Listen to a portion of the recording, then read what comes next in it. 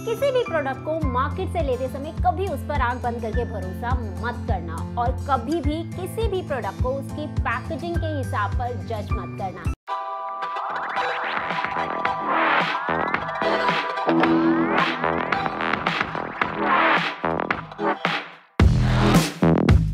Hello, नमस्ते, सत श्री अकाल, आदाब, कैसे हैं आप सब। Welcome back again. I am your dietitian doctor happy और आज हम मेजर 3 हेल्थ अपडेट्स के बारे में बात करने वाले हैं कि आखिरकार इन तीनों हेल्थ अपडेट्स को लेकर आगे गवर्नमेंट फ्यूचर में लीगली कोई एक्शन लेती है या फिर नहीं। तो इन तीनों हेल्थ अपडेट्स का आपके लिए जानना बहुत ज़्यादा ज़रूरी हो जाता है।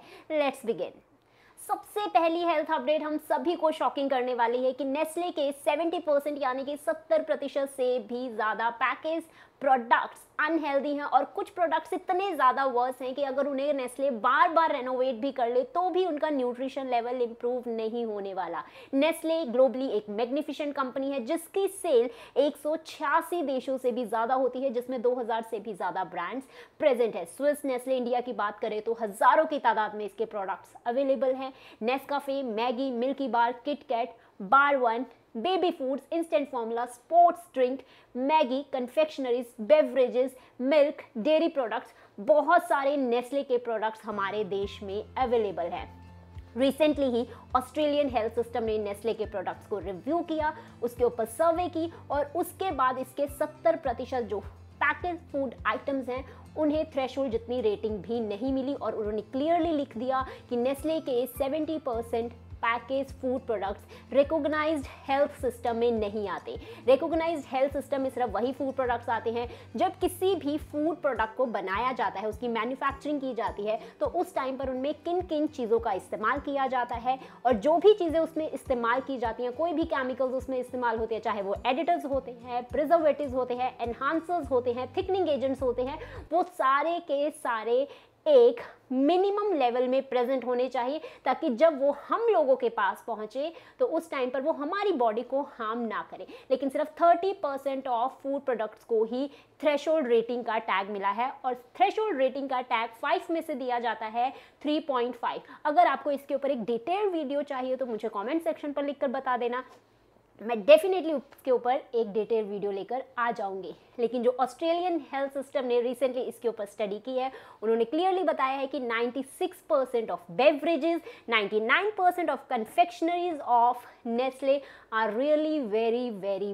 बैड। जो थ्रेशोल्ड रेटिंग 3.5 स्टार की रेटिंग भी इन्हें नहीं मिली है और जिन्हें सबसे ज़्यादा वर्स रेटिंग मिली है उनके अंडर आपके आते हैं डिओजार्नो 3 मीट कंसिस्टेंट क्रस्ट पिज़्ज़ा, दूसरे नंबर पर आता है आपका हॉट पॉकेट पेपरानो पिज़्ज़ा और तीसरे नंबर पर सैन पेलेग्रिनो ड्रिंक आती है। इन्हें तो ई रेटिंग मिली है। उन्होंने कहा अगर हम नंबर के हिसाब पर इन तीनों को रेटिंग देंगे तो हमारे पास वो नंबर ही नहीं है, इसीलिए उन्होंने इसे ई ग्रेड में डाल दिया है। तो आप समझ सकते हैं कि नेस्ले के प्रोडक्ट्स कितने ज़्यादा अनहेल्दी हो चुके हैं।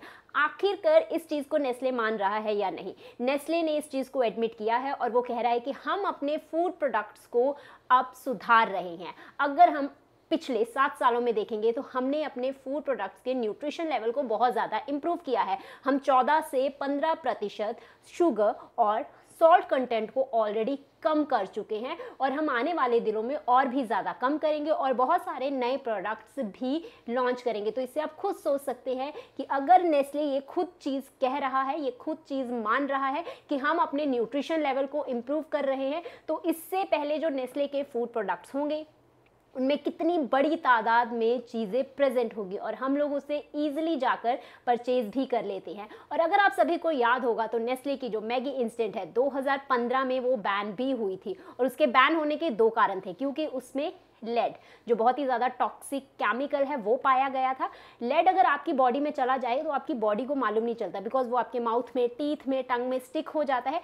जब वहाँ पर उसका कंसंट्रेशन इंक्रीज होने लग जाता है तो वहीं से वो डायरेक्टली आपके नर्वस सिस्टम और ब्रेन को इफेक्ट करता है। चाहे बच्चा है चाहे बड़ा है, उनकी ब्रेन डेवलपमेंट की ग्रोथ को एकदम से कम कर देता है। बहुत ही ज़्यादा हार्मफुल केमिकल है और ये नेचुरली अर्थ में प्रेजेंट होता है। और ये लेड आता कहाँ से है? जब किसी भी प्रोडक्ट की मैन्युफैक्चरिंग की जाती है तो उसमें बाय चांस हाइजीन्स को अगर मेंटेन करके नहीं रखा जाता तो उस टाइम पर उनमें लेड केमिकल इंट्रोड्यूस हो जाता है और वही लेड फर्दर सारी प्रोसेसिंग के बाद हमारे पैकेट्स में भी आ जाता है और जब हमारी बॉडी में उसका लेवल इंक्रीज हो जाता है, टॉक्सिसिटी में कन्वर्ट हो जाता है, तो लोगों को उसके इफेक्ट्स भी देखने पड़ते हैं। और दूसरा रीज़न था कि इसमें जो MSG यानी कि मोनोसोडियम ग्लूटामेट प्रेजेंट है, बहुत सारे ऐसे पैकेज फूड प्रोडक्ट्स हैं जिनमें प्रेजेंट होता है, उसकी भी मिसलेबलिंग की हुई थी, यानी कि उसका अमाउंट सही नहीं बताया हुआ था, अमाउंट कम लिखा होता है पैकेट में लेकिन एक्चुअल में ज़्यादा प्रेजेंट होता है। अगर आपको इस ग्रेडिंग, ब्रांडिंग, किसी भी प्रोडक्ट को हमें परचेज करना है, किन चीज़ों का ध्यान रखना चाहिए, अगर आपको उसके बारे में ज़्यादा इन्फॉर्मेशन चाहिए, just comment me in the comment section में, डेफिनेटली उसके ऊपर एक कंप्लीट वीडियो बहुत जल्दी लेके आऊँगी। और इसके बाद नेस्ले ने 5 महीनों के बाद ही नई मैगी को री इंट्रोड्यूस भी कर दिया था। सिर्फ नेस्ले ही नहीं, अगर आप पेप्सिको, मैकडॉनल्ड्स की भी बात करेंगे तो इनमें भी बैन ऑलरेडी लग चुके थे, लेकिन आज की डेट में डेफिनेटली इनके जो फूड प्रोडक्ट्स हैं, जो हम सभी को मालूम है कि हेल्थ के लिए जितने ज़्यादा खराब हैं, लेकिन फिर भी ये हमारे देश में बहुत ईजिली सेल हो रहे हैं। अब ये देखना ज़रूरी हो जाता है कि safety and standard authority of India Nestle के ऊपर कोई एक्शन लेती है या नहीं, उनके प्रोडक्ट्स को रिव्यू करती है या फिर नहीं। इसके बारे में आपकी क्या राय है, मुझे कमेंट सेक्शन पर लिखकर ज़रूर बताना। And second major health update, PETA ने अमूल से कहा है कि अब उन्हें वेगन मिल्क और वेगन फूड पर स्विच कर जाना चाहिए। पेटा यानी कि people for ethical treatment of animal का कहना है कि अब अमूल को वेगन मिल्क और वेगन फूड प्रोडक्ट्स पर स्विच कर जाना चाहिए, लेकिन इसके ऊपर अमूल डायरेक्टर यानी कि डॉक्टर सोनी का कहना है कि उनके साथ लाखों की तादाद में फार्मर्स और वर्कर्स जुड़े हुए हैं, उनमें से बहुत सारे लैंडलेस हैं, उनके पास सिर्फ 2 या 3 एनिमल्स ही प्रेजेंट हैं। तो अगर वो वेगन मिल्क या वेगन फूड पर स्विच करते हैं तो उनका क्या होगा, वो और उनके एनिमल सर्वाइव कैसे करेंगे। हमारा और हमारे वर्कर्स का एक ट्रस्टवर्दी रिलेशन है जो बहुत लंबे सालों से चल रहा है, इसीलिए हम वेगन फूड और वेगन मिल्क पर ट्रांसफ़र नहीं करेंगे। वैसे भी अगर मिल्क की बात करें तो इंडिया का एक बहुत ही ट्रेडिशनल फूड है, एक बहुत ही ज़्यादा बेनिफिट देने वाला फूड है, जिसका एक अलग ही अरोमा है, फ्लेवर है, इसीलिए हम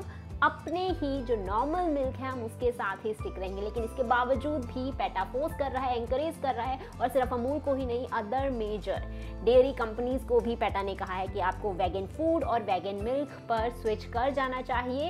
अब हमें नॉर्मल डेयरी प्रोडक्ट्स पर नहीं रहना चाहिए। और इतना ही नहीं, कईयों को तो पेटा ने नोटिस भी भेज दिया है, और इसी के चलते अमूल के वाइस चांसलर उन्होंने प्राइम मिनिस्टर को एक खत लिखा है जिसमें उन्होंने कहा है कि पेटा हम लोगों को वेगन मिल्क और वेगन फूड पर स्विच होने के लिए फोर्स कर रहा है, जो बिल्कुल भी सही नहीं है। मिल्क हमारा एक ट्रेडिशनल फूड है, मिल्क की एक अलग बेनिफिट्स हैं, इसीलिए हम ऐसा नहीं कर सकते और ऐसी NGOs के खिलाफ आपको कोई एक्शन लेना चाहिए। अभी देखना ये ज़रूरी हो जाता है कि प्राइम मिनिस्टर इसके बारे में क्या कहेंगे। आपकी इस बारे में क्या राय है, मुझे कमेंट सेक्शन पर लिखकर ज़रूर बताना कि हम लोगों को वेगन मिल्क पर स्विच करना चाहिए या फिर नहीं। और अगर आप में से बहुत सारे लोगों को नहीं मालूम कि ये वेगन मिल्क #वीगन क्या होता है, तो just comment in the comment section में, डेफिनेटली इसके ऊपर एक अलग से वेगन मिल्क के ऊपर कंप्लीट वीडियो लेकर आने वाली हूँ। And last health update is कि अब बर्ड फ्लू इंसानों को भी हो रहा है। सबसे पहला केस हमें रशिया में देखने को मिला था, लेकिन वो बंदा बिल्कुल ठीक हो गया था। उसको बर्ड फ्लू के जिस स्ट्रेन ने इन्फेक्ट किया था वो स्ट्रेन थी H5N8। बर्ड्स में तो वो बहुत ज़्यादा खतरनाक होती है, लेकिन इंसानों में इतनी ज़्यादा खतरनाक नहीं होती, इसीलिए किसी को कोई हार्म नहीं हुआ। लेकिन ये इन्फॉर्मेशन वर्ल्ड हेल्थ ऑर्गेनाइजेशन तक पहुंच चुकी है और वर्ल्ड हेल्थ ऑर्गेनाइजेशन का कहना है कि H5N8 स्ट्रेन जो है, इससे डेफिनेटली हमें पहले भी केसेस देखने को मिले हैं, लेकिन जो रिसेंटली ही चाइना में केस देखने को मिला है वो है H10N3 स्ट्रेन का केस। वो पहला केस है और वो केस भी वर्ल्ड हेल्थ ऑर्गेनाइजेशन के पास पहुंच चुका है। लेकिन अब देखना ये ज़रूरी हो जाता है कि जो ह्यूमन में इन्फेक्शन हुई है, इनका सोर्स क्या रहा है, क्योंकि H10N3 स्ट्रेन की अगर हम बात करें तो ये उन्हीं लोगों में हमें देखने को मिलेगा डेफिनेटली जिनकी इम्यूनिटी बहुत ज़्यादा लो है। नॉर्मल बंदों में ये इन्फेक्शन नहीं देखने को मिलती। हालांकि ये स्ट्रेन्स जो हैं इंसानों में ज़्यादा खतरनाक नहीं है, लेकिन डेफिनेटली इनके दिखने की शुरुआत हो चुकी है। अब देखना ये ज़रूरी हो जाता है कि आगे ये बर्ड फ्लू और फैलता है या फिर नहीं। वर्ल्ड हेल्थ ऑर्गेनाइजेशन कोई स्ट्रिक्ट गाइडलाइंस इसके बारे में जारी करता है या फिर नहीं। Thanks for watching the video. I will meet you in the next video. Till then take care. लेकिन जाने से पहले इस चैनल को ज़रूर सब्सक्राइब कर देना, वीडियो को ज़रूर लाइक कर देना और जो क्वेश्चंस पूछे उनका कमेंट सेक्शन पर लिखकर आंसर ज़रूर बताना और बेल आइकन पर प्रेस ज़रूर कर देना ताकि आपके पास सारी की सारी नोटिफिकेशन ज़रूर मिले। Take care, bye bye, be safe, be healthy and be happy.